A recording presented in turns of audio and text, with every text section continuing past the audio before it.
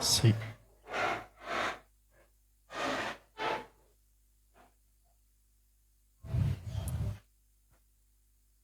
Muy buenas noches a nuestro invitado, doctor Chi Hyun Chun, y a todos los asistentes que se han dado cita en esta ocasión para este conversatorio político en previa a las elecciones 2025.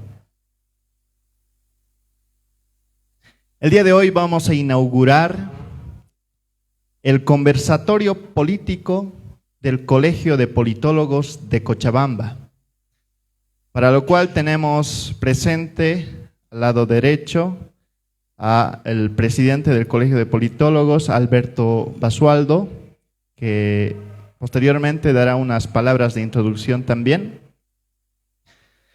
Este conversatorio político lo que pretende es impulsar la difusión de las ideas, de los pensamientos y asimismo de las posiciones políticas de cada uno de los candidatos a las elecciones presidenciales 2025 para este año, obviamente.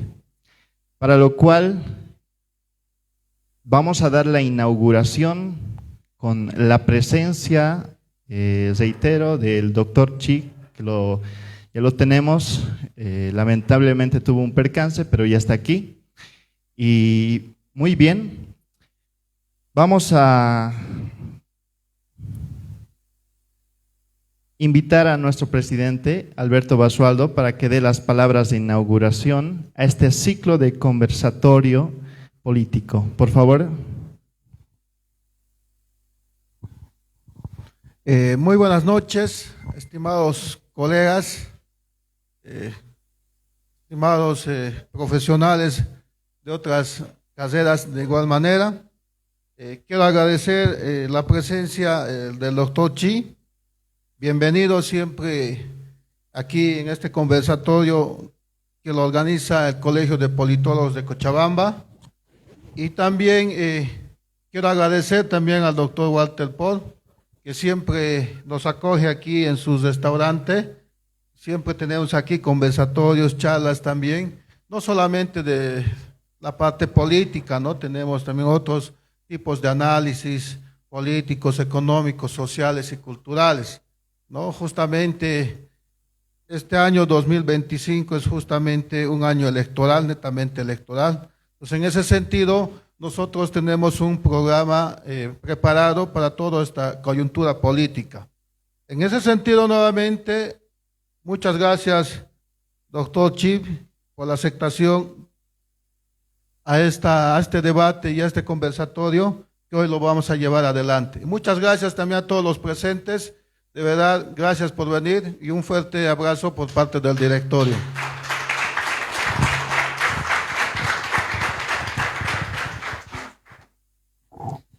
Gracias por las palabras al presidente del Colegio de Politólogos, Alberto Basualdo. Vamos a dar inicio a este conversatorio con el doctor Chi. Muy buenas noches. Claro, vamos a dar una breve lectura a una descripción de nuestro invitado.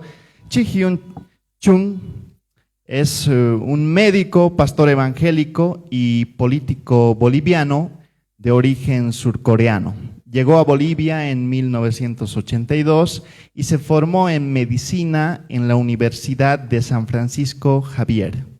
Fundador de varias iglesias presbiterianas. Además, fue candidato presidencial en 2019 y 2020.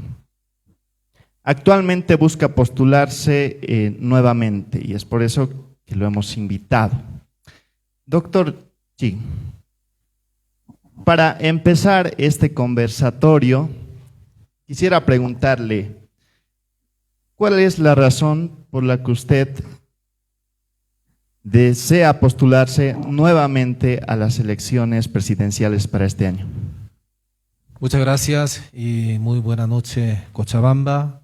y los presentes. Igualmente, especial saludo a todo equipo de los politólogos en Santa Cruz, de Cochabamba, de La Paz, en cada uno de los departamentos que piensan en favor del desarrollo. Ahora estamos entrando en un mundo globalista donde es necesario tener una noción importante partiendo hoy desde Cochabamba para Bolivia y Bolivia para el mundo. Gracias para ellos. Y a su pregunta, la respuesta se trata de que yo ya estoy de mis 12 años acá en Bolivia, me he nacionalizado, me identifico por mi voluntad propia, no soy boliviano accidentalmente y tampoco sin querer queriendo me nací en Bolivia, sino voluntad propia. Me identifico ya desde hace 25 años antes de que yo me meta en lo que es el arena política. Bolivia es una tierra donde tiene muchísima riqueza, tiene 5 fronteras, es un lugar donde nosotros podemos proyectarlo siempre cuando tengamos una correcta administración pública. Me he crecido aquí, me salí bachiller, me salí universidad, tengo mis hijos, nacidos en Bolivia, son bolivianos ya. Mi padre también tiene carnet boliviana y Corea me quitó mi pasaporte coreano, así que si me bota de Bolivia, me quedo nomás en Bolivia, porque no hay más, ¿no es cierto? Entonces,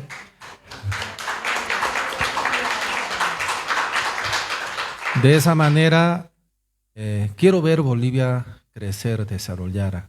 Hay posibilidad. Hoy estamos en la cuna porque entró el socialismo, totalitarismo y un grupo de los rosca de poderes que hacía Pasanacu de hace 30 años y ellos lo heredaron, esa mala maña de entornillarse en el poder y hoy yo lo llamo los dinosaurios socialista, comunista y otros que son comunistas de proceso de cambio para ellos, pero el pueblo boliviano entramos en un estado de quiebra. Tenemos la propuesta. Uno, porque el pueblo cristiano ha orado para que Bolivia sea para un país bendecida por Dios. Su fuente es mediante Jesucristo. Obviamente yo no impongo la religión, pero esa es mi convicción. En respuesta a la oración de todos los cristianos, hoy viene la oportunidad del progreso del país para la gloria de Dios. Segundo, es porque nuestra juventud y los emprendimientos bolivianos depositó la confianza en el año 2019, pero hubo fraude electoral. De esa manera, no tuvimos la oportunidad de insertar para que Bolivia tenga la oportunidad del progreso para el emprendimiento.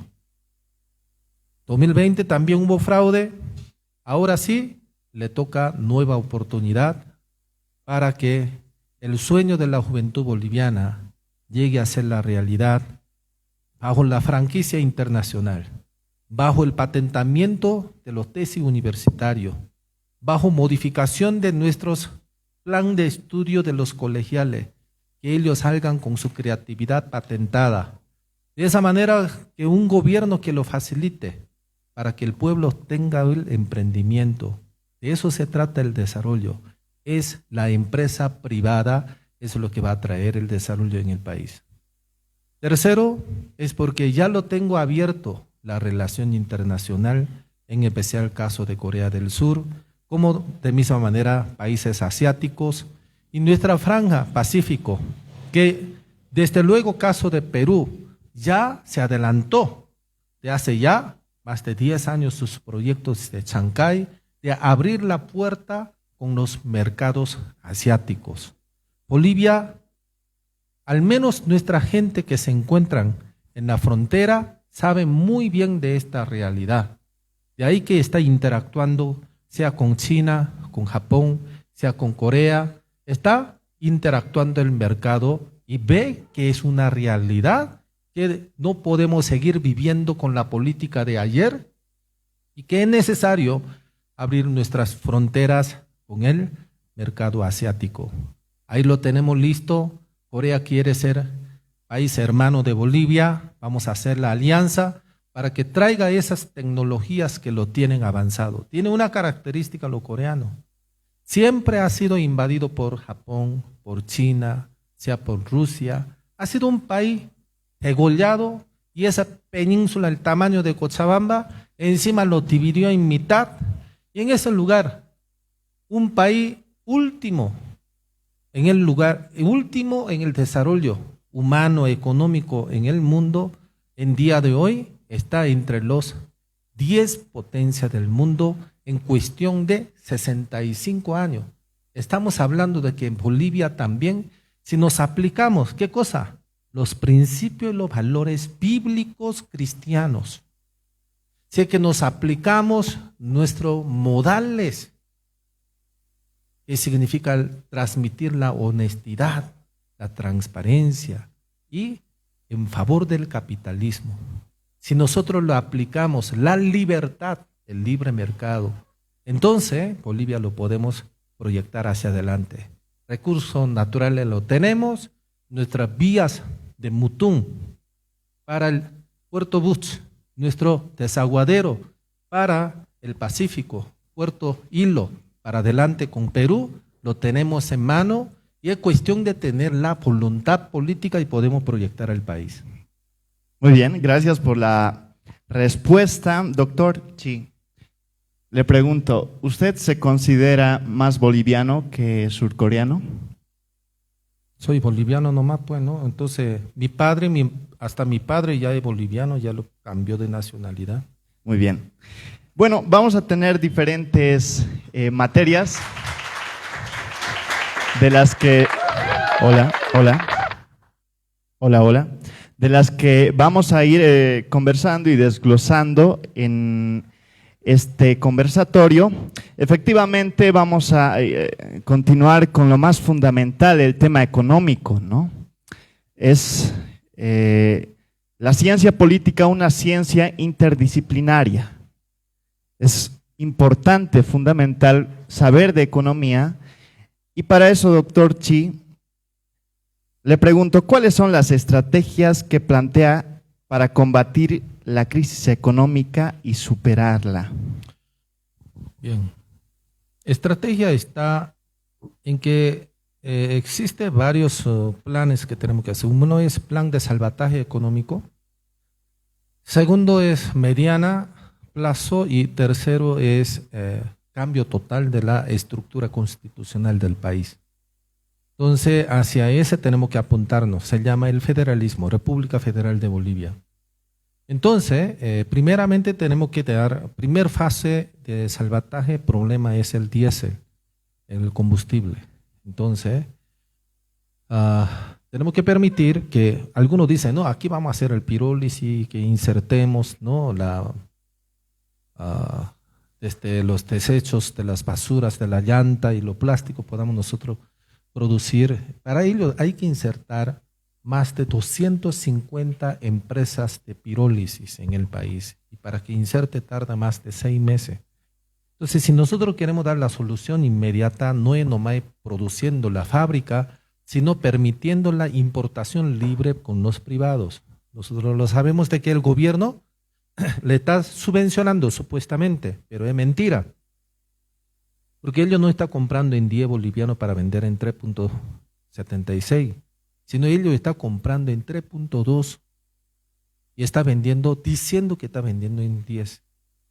O sea, o vendiendo 3.76 o 5 y después en realidad está robando con el combustible nacional. Entonces, si nosotros permitimos que ingresen los privados, obviamente que pueden haber la fluctuación del mercado y desde luego que vamos a subvencionar las vías públicas y agroindustriales, tenemos que protegerlo algunos y obviamente que el gobierno vamos a seguir subvencionando, pero aquí no hay misterio, el gobierno va a comprar en 3.2 para vender en 3.75, igual gana, igual está cobrando la factura.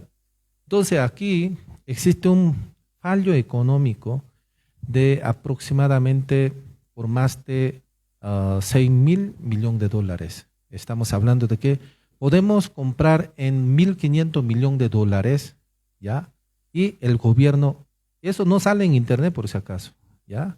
Está desfalcando 4.500 millones de dólares al año.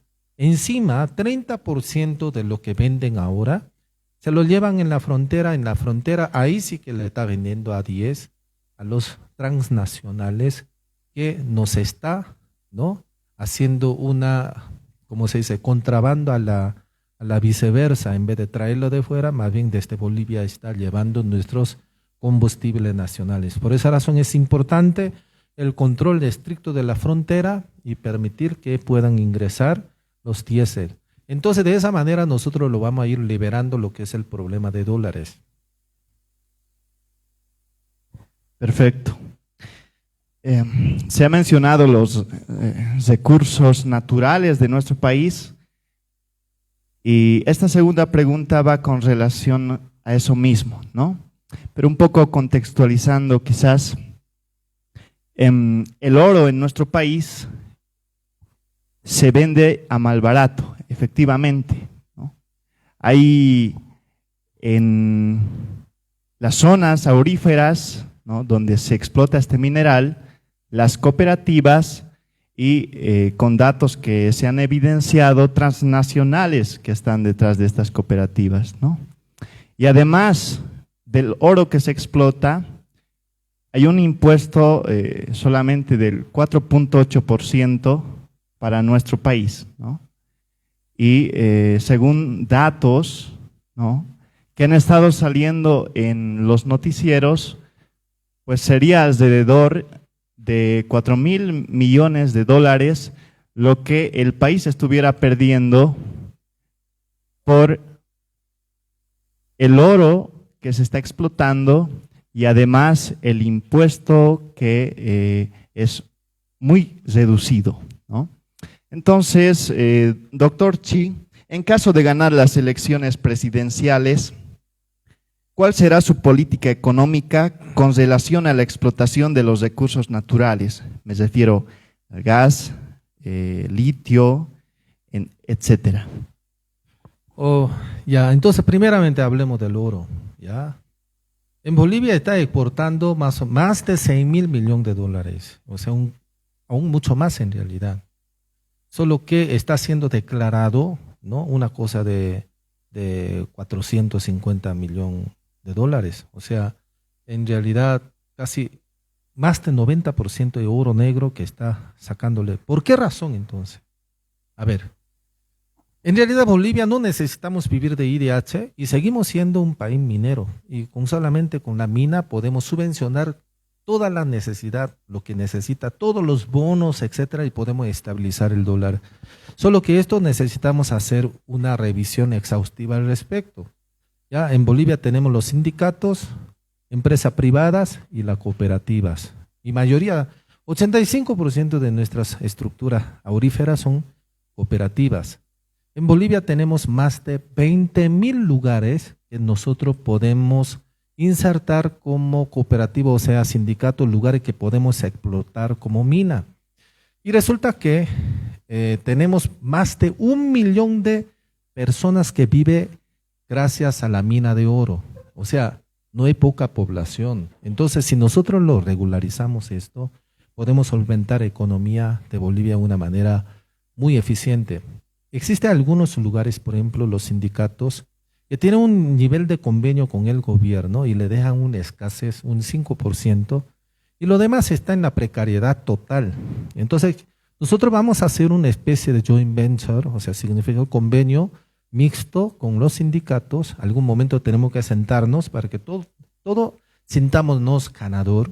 Gobierno lo vamos a facilitar la maquinaria, cuidar la parte sanitaria y de la salud, y ya con la maquinaria nosotros podremos explotar aún mucho más, lo que significa va a duplicar y triplicar lo que es la productividad. Otra es San Cristóbal que lo tiene, otra es San Juan que lo tenemos, que en realidad que se ha convertido en una especie de los privados. Entonces, pero asunto del oro es la norte de Bolivia que lo tenemos y esa parte tenemos que aprovechar lo máximo. Pero ¿cuál es el problema principal? Son los trámites. Ese trámite no acaba ni en 10 años, ¿ya? Entonces tenemos que simplificarlo, ¿ya? Y la gente y la empresa que quieren explotarlo, nuestros recursos naturales, existen empresas, pero los trámites le impiden que nosotros podamos. Ahora, gracias a ese impuesto interno que lo tenemos en Bolivia, el precio de oro, ¿ya? Y sus, que viene con el mismo fierro en un principio, no le permite que desde Bolivia podamos producir mucho burocracia. Si que nosotros pudiéramos producir nuestro lingote de oro desde misma Bolivia, sería diferente la historia. Pero demasiado trámite, mucha burocracia y la coima en el medio impide que nosotros podamos tener nuestro propio lingote y la gente prefiere llevar, ¿no?, en forma ilegal, y eso significa más de 90% de la producción de oro y lo demás, ¿no?, zinc y cobre, otros minerales que le acompañan al respecto. Solución, estamos hablando referente sea litio, sea cobre, sea zinc. Se dirige que tenemos que departamentalizar. No es que el gobierno central va a ser juez y parte en todo, sino es que el departamento con la provincia llega a una justa causa de la revisión del contrato para que no ocurran los problemas como los tenemos en Potosí. En realidad, en caso de Potosí, usted hace los cálculos donde ellos le están diciendo, ¿no? Ah, bueno, 49 es para los internacionales, 51 es para los bolivianos, y resulta que cuando hace el cálculo de los insumos le están sacando la tajada de 12%, derecho de auto lo saca otro 13 a 17%, y otro está sacando por cada venta otro impuesto de utilidad y le sacan otro 3%. Entonces, si usted hace la suma y la resta de ellos, Bolivia queda, por decir, Bolivia queda con 5 bolivianos, lo transnacional le queda con 35 bolivianos. O sea que transnacional está ganando como multiplicado por 7, lo que significa en vez de que sea, ni siquiera entra mitad, sino ellos están ganando 700% veces más que lo que generaría, lo que debería repartir, ¿no?, equitativamente en el país. Por esa razón es importante hacer una revisión. Por eso mi eslogan es eso. Si vamos a dar el litio, entonces ¿a cambio de qué? No es vender por vender. ¿Por qué? Bolivia puede sustentar sin IDH, sin litio, solamente con la minería podemos sostener.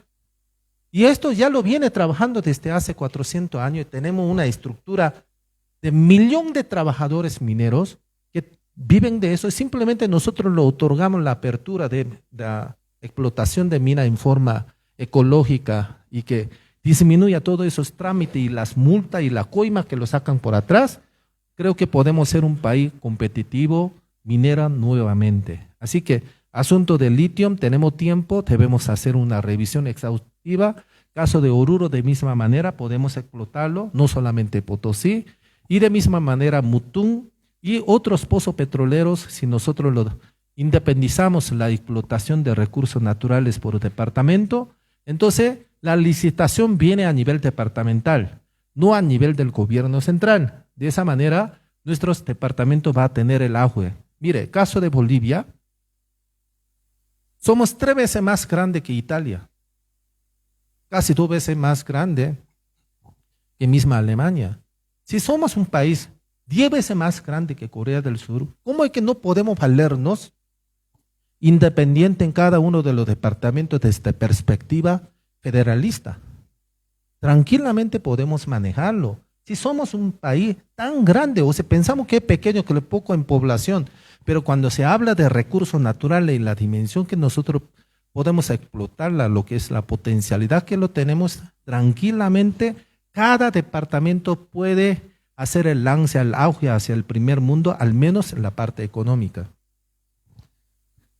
Gracias por la respuesta. Agradecemos también a los que nos están siguiendo por nuestra página de Facebook, Colegio de Politólogos Cochabamba. En este momento estamos transmitiendo en directo por nuestra página. Agradecemos las visitas, el seguimiento que nos hacen a cada uno de nuestros seguidores. Muy bien. Continuando con este tema, breve. ¿Usted piensa que los recursos naturales deberían nacionalizarse o mejorarse la negociación con los privados para este tema de los recursos naturales? No, ahorita está nacionalizado. El gobierno central es juez y parte. Gobierno central agarra la plata, agarra la aduana, agarra el impuesto, agarra las leyes, agarra todo. Y después dice al pueblo, hacete control social, dice. A ver, usted váyase allá al yacimiento petrolero y pídale el contrato, a ver cuánto pozo petrolero lo tenemos, a ver una rendición de cuenta, a ver, usted como colegio váyase a ver si te otorga, a ver, la información. Nada, o sea, porque ellos son juez y parte. Entonces cuando esto se transforma departamental, el gobierno central se hace el juez, gobierno central se hace auditor y la parte se hace el departamento. Entonces va a haber la equidad en el manejo administrativo de nuestros recursos. Entonces debemos permitir que los departamentos hagan su propia licitación y el gobierno le tiene que otorgarle el permiso nomás porque 70% de votos lo tiene en el departamental. No hay que en día de hoy 70% lo tiene en el gobierno y participación de la provincia y el departamento es menos de 3% en lo que es la participación cooperativa minera. Así es. Bueno, respecto al tema de empleos, ¿no? Es un tema muy delicado en nuestro país, donde también la informalidad prima, en el caso de los que tienen un lugar donde poder trabajar, pero de manera informal, y son alarmantes los índices. Según la última vez que salían los noticieros, 80% de la población boliviana que trabaja en la informalidad, ¿no? Es un tema preocupante, para lo cual quiero preguntarle, ¿cómo pretendes reducir el desempleo y mejorar el acceso a empleos dignos? Ya, cuando eliminamos dos enemigos, entonces resuelve el problema de la gente que tiene que vivirse de la calle. Ya, primer enemigo, impuesto interno. Segundo enemigo es alcaldía. Esos son dos enemigos dos sanguijuelas que lo chupan a la empresa. Y tercer enemigo, Ministerio de Trabajo. Usted comenzó el trabajo de este empresario 3 meses y un día ya eres criminal. Ya está ya con 100 denuncias por haber comenzado una empresa y esa asociación delictiva de los abogados que están en el entorno como Sucha, andándose en el entorno del Ministerio de Trabajo, viéndole a quién devorar, digamos. ¿Ah? Entonces, gracias a esas estructuras centralistas, es lo que nosotros no podemos progresar. O sea, hay que eliminarlo eso. ¿Qué significa? Bajar los impuestos, pero yo lo dejo por cada departamento. Eso se llama el federalismo.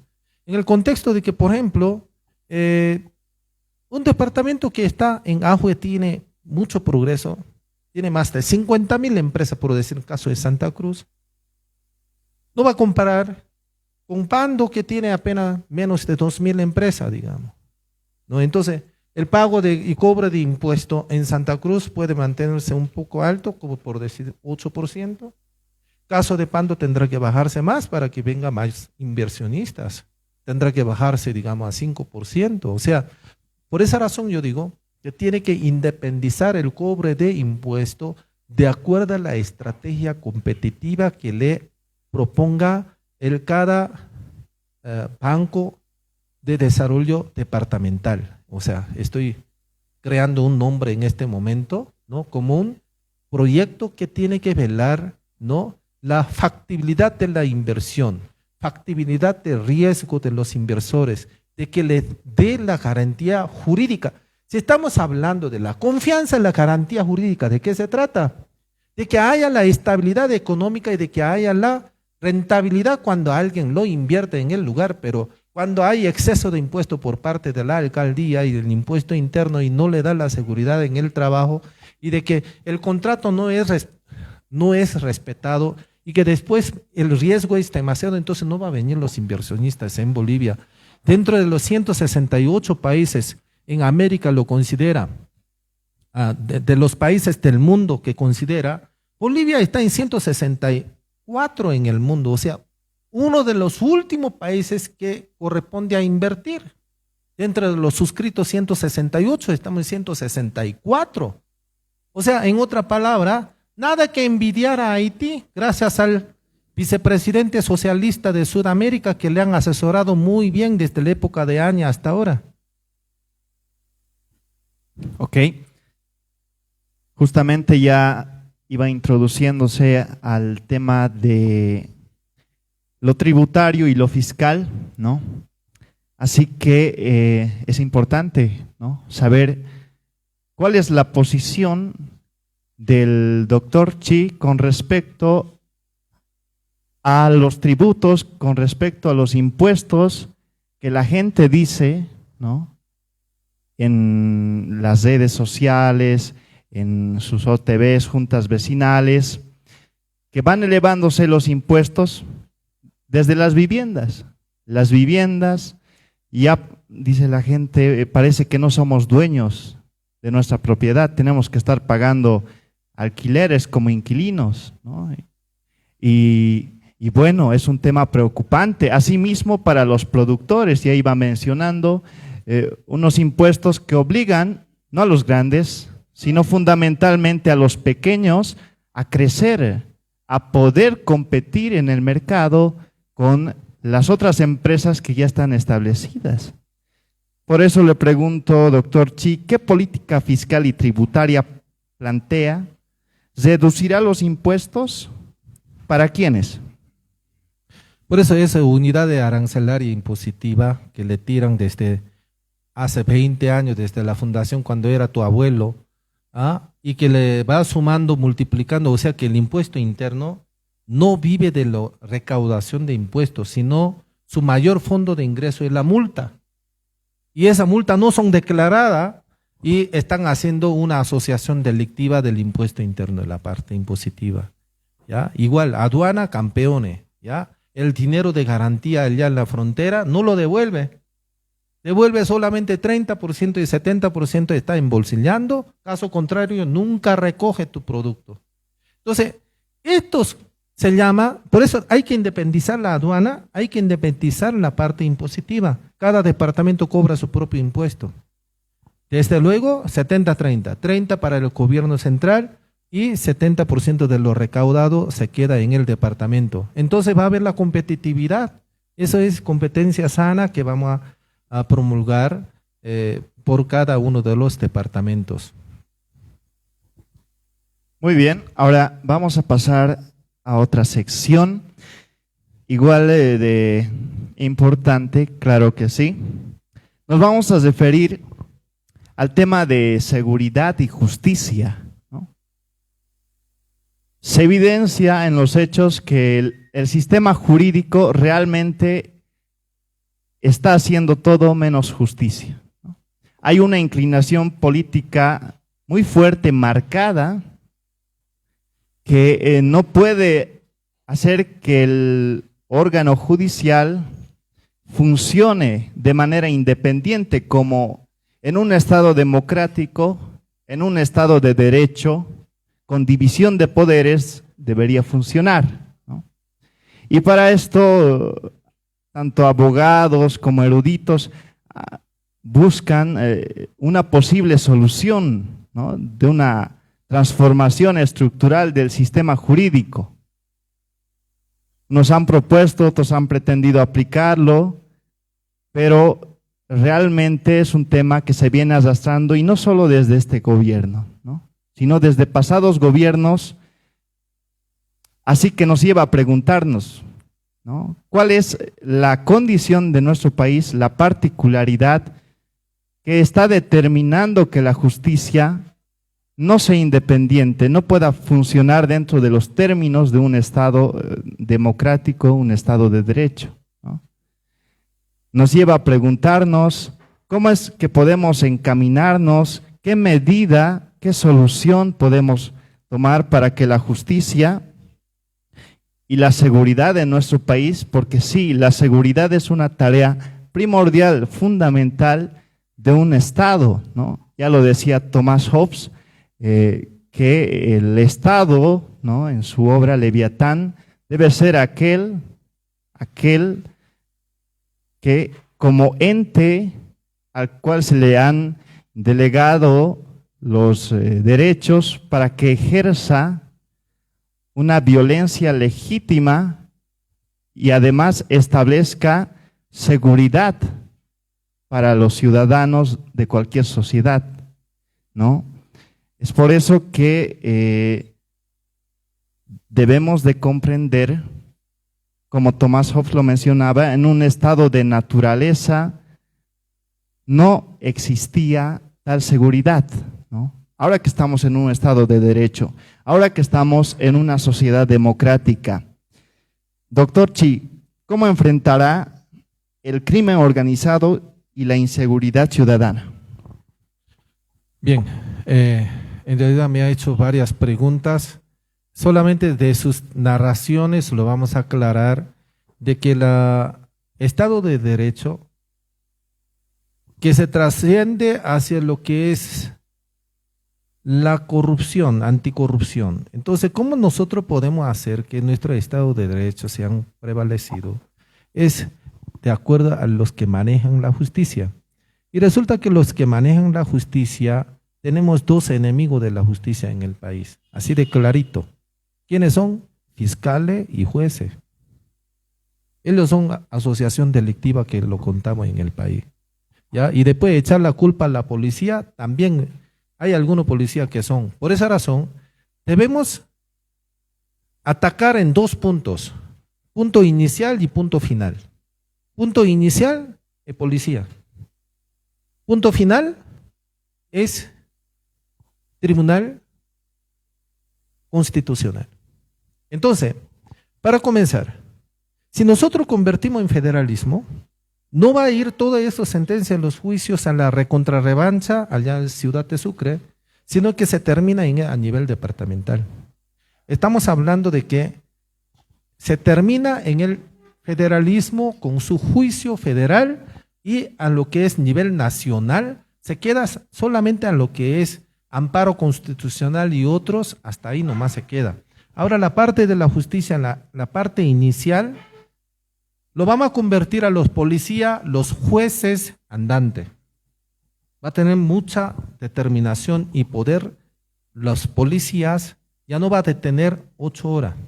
Mire aquí, lo que está pasando en el país. ¿Sabe? Tiene una fecha y hora para los ladrones acá, los que asaltan la casa. ¿Sabe cuándo lo asaltan? Sábado en la noche. ¿Y sabe por qué sábado en la noche? Usted roba sábado en la noche, no pasa nada. Vía libre puede seguir robando los millones de dinero. Cualquier casa y no pasa nada, no puede agarrar a ese policía, a esos ladrones, los policías. ¿Por qué? Entró sábado en la noche a robar, ¿ya? Y el dueño se dio cuenta el día lunes de la empresa.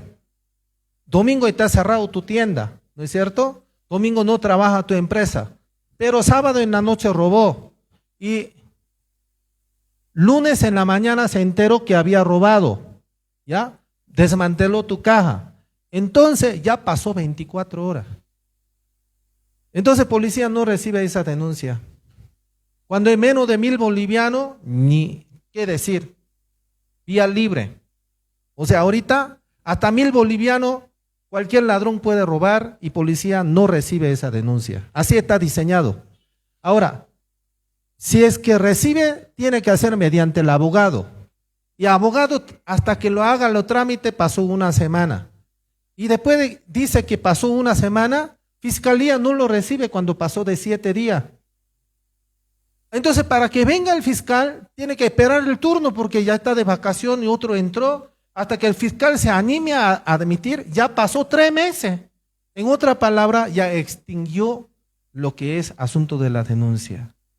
Así está el país. Viva los ladrones, está hoy la justicia, viva los ladrones en Palacio de Gobierno, viva los ladrones allá en el litio, allá en el parlamento, lo parlamentario. Entonces, los ladrones allá en la alcaldía, en las gobernaciones. Así está nuestro país. Entonces, ¿cómo lo vamos a hacer? En la primera línea, ¿quién? Los policías. Vamos a capacitar a los policías, vamos a hacer que los policías tengan mucho más toma de decisiones. Ah, no, es que fiscal no quiere recibir, aquí nomás lo arreglemos. No, policía puede arrestar hasta 6 meses, así, no 8 horas, hasta 6 meses tiene que tener el poder de toma de decisiones en el momento. Obviamente policía que son corruptos, desde luego, a ellos lo vamos a supervisar correctamente. Pero si nosotros lo eliminamos, exceso de participación de los fiscales y los jueces, entonces disminuiría por lo menos un 70% de los problemas judiciales, porque la cosa se resuelve en la misma comisaría de policía 24 horas funcionando. Ahora, asunto de lo que es la justicia, de justicia nacional, que estamos hablando, Tribunal Constitucional y otro, eso es tema aparte, pero máxima instancia va a quedar hasta nivel federal. Vamos a pasar a otra materia muy importante, obviamente.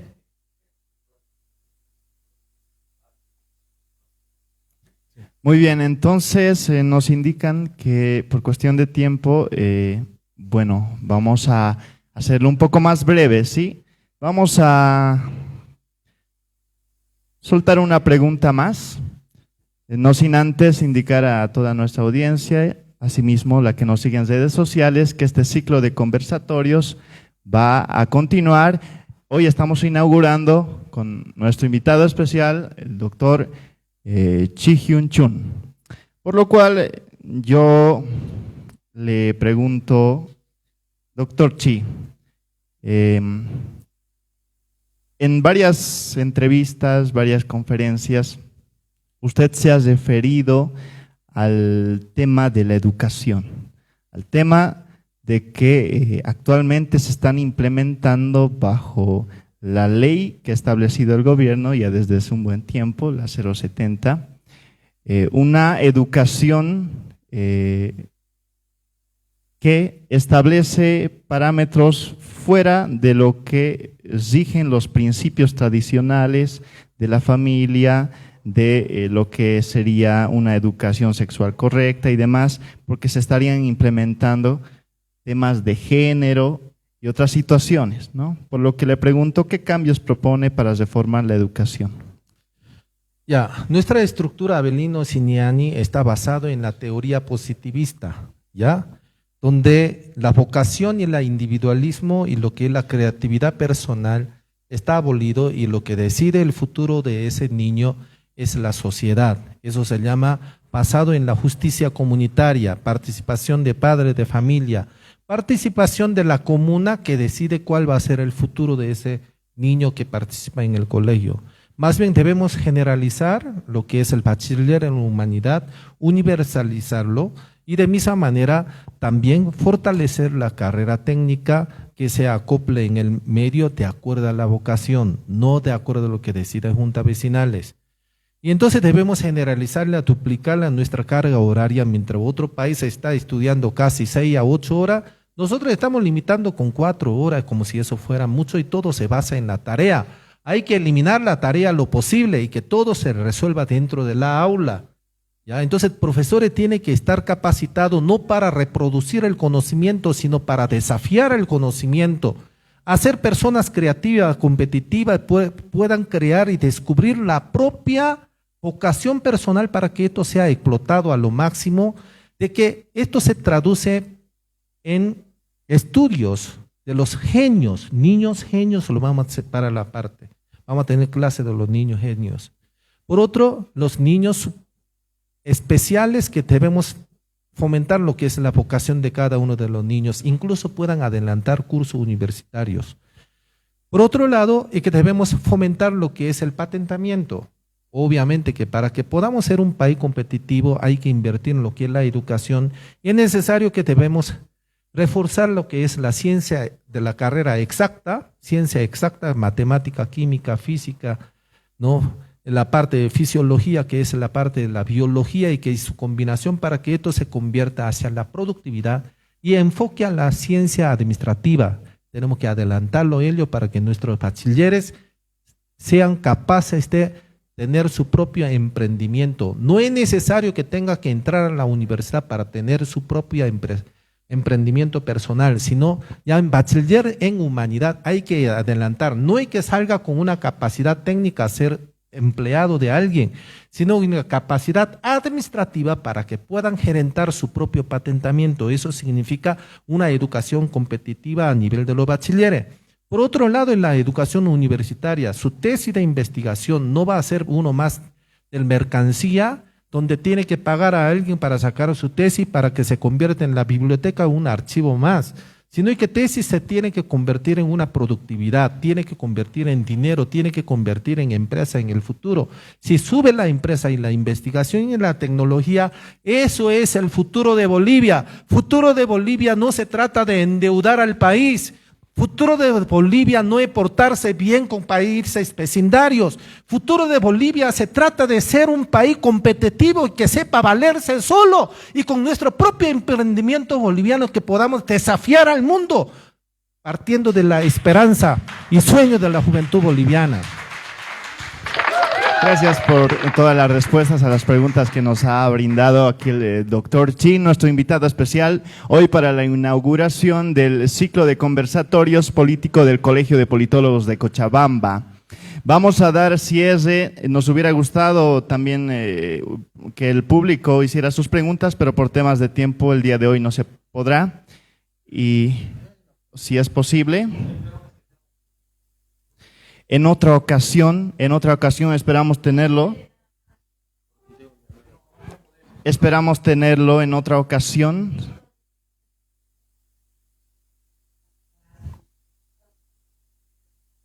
Un momento, por favor. Disculpe, doctor, brevísimo. He escuchado todo lo que usted ha planteado, ha participado y soluciones muy reales que se pretende dar a los conflictos que vive el país. Primero felicitar porque me parece importante que demos soluciones reales y de forma inmediata. Dos consultas que la población boliviana me imagino se pregunta, ¿no es cierto? ¿Usted va a participar en las elecciones generales 2025? Claro. ¿Va a participar con este bloque de unidad, oposición, masismos, opositores y qué? Porque lo cierto es que hay una incertidumbre porque ya no sabemos quién es quién, ¿no? De qué color de partido político es y demás.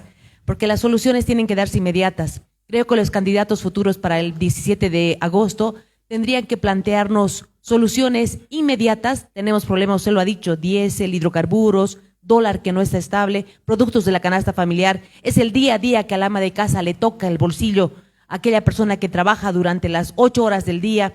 Ha hablado de minería, ha hablado de educación y todo aquello. Soluciones inmediatas, a corto, mediano y largo plazo, que no lo tenemos como en Chile, ¿no? A 50 años ellos ya tienen proyectado y nosotros ni siquiera un año hay proyectado.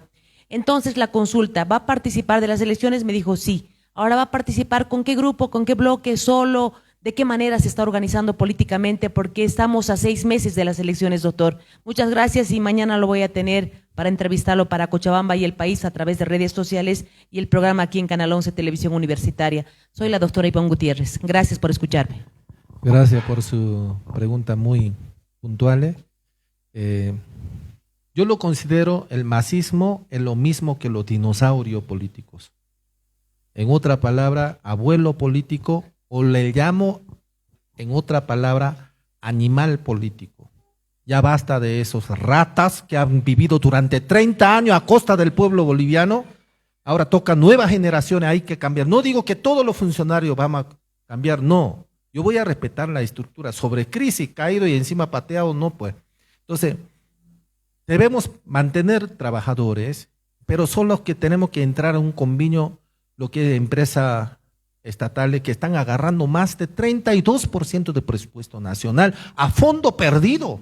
Imagínense, la alcaldía es 2.5%, a toda gobernación nacional es 3%, pero lo que significa la empresa nacional, 32% de presupuesto nacional. De ahí 80% de fondo perdido directo. Entonces, por eso estamos pobres ahorita. Ahí, aparte de lo que es asunto de dinero, importación libre de ingreso libre de dólares y cosas que vengo hablando, es que hay que sanear esta parte. Pero si lo saneamos, va a tener un efecto como en Argentina. Sacaron, por ejemplo, en el país, dice que son como 600.000 funcionarios públicos. Si los sanearíamos 80%, ¿cuánta gente quedaría en la calle? También crea un estado de convulsión social y la pobreza de toda esa gente que vive del Estado.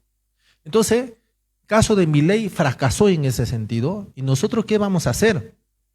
A nuestro propio funcionario lo vamos a convertir en accionista. ¿Entiendes? Los propios funcionarios se convierten en socios del Estado. Ya no votó a nadie ya. Ellos son trabajadores, pero también de la ganancia se gana a media y otro se va haciendo leasing con los propios funcionarios. Leasing significa que con el mismo ganancia se va comprando la empresa y al cabo de 10 años, al cabo de un tiempo, se termina convirtiendo para esa sociedad de los trabajadores. Entonces hay cosas que tenemos que ir subsanando, pero ese dinero se retorna para el gobierno. En otra palabra, el Estado no va a perder nada. Más bien le da oportunidad a los trabajadores que continúen trabajando y encima también con más gana pueda hacer la producción y de lo que se gana más, también ese porcentaje cae para ese grupo de los que han afiliado como socio del Estado. Gracias. Gracias. Y muy bien. Como le iba diciendo, doctor Chi, espero que no sea la última vez que lo tengamos en un espacio donde efectivamente podamos discutir, podamos proponer, plantear y difundir las ideas de todas las tendencias, no solo la de una, ¿no? Creemos que eso es democracia, que cada quien pueda decir lo que tenga que decir dentro de los parámetros de nuestro Estado de Derecho y evidentemente agradecemos la presencia nuevamente del doctor Chi y a todos los que han asistido y se han dado la oportunidad en esta ocasión. Vamos a finalizar con unas cuantas palabras de nuestro presidente del Colegio de Politólogos de Cochabamba. Bueno, cortito, estimados colegas, periodistas, de verdad muchas gracias por estar presente en nombre del directorio.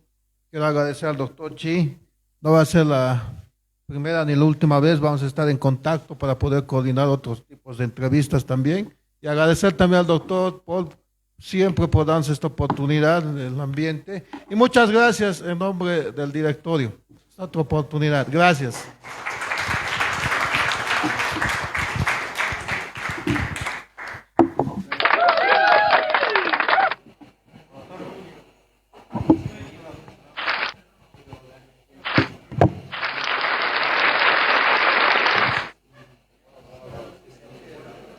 Fotos vamos a sacar.